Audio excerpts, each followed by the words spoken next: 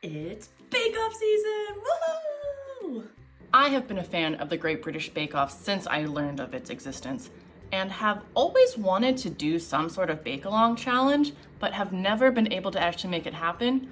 Well, this year, it's happening. So for the next 10 weeks, I will be doing bakes inspired by the Signature Challenge in an effort to expand my baking horizons and try some new recipes. Anyway, I am so excited to embark on this 2024 Bake-Along Challenge. Let's get into it.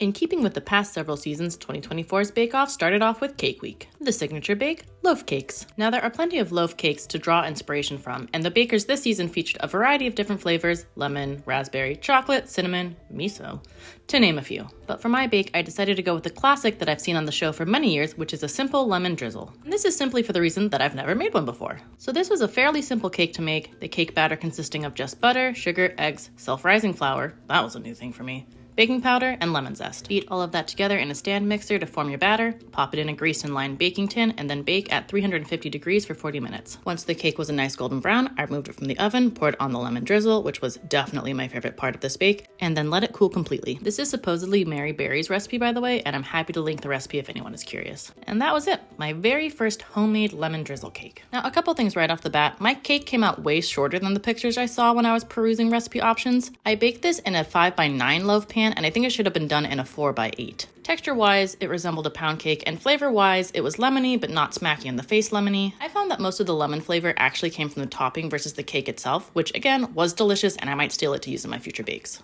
As I have no reference point as to what a lemon drizzle cake should taste like, this is okay.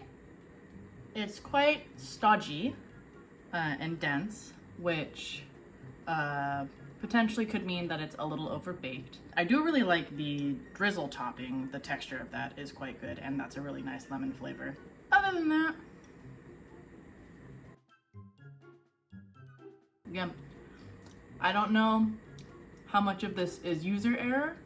If you have a lemon drizzle cake recipe that you really like or think I should be using, or have any reference about what I should expect or look for in a lemon drizzle cake, please let me know. And in the meantime,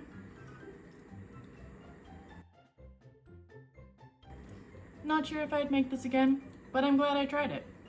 Anyway, I hope you enjoyed my first installment of my 2024 Bake Along series, and I'll see you next week for Biscuit Week.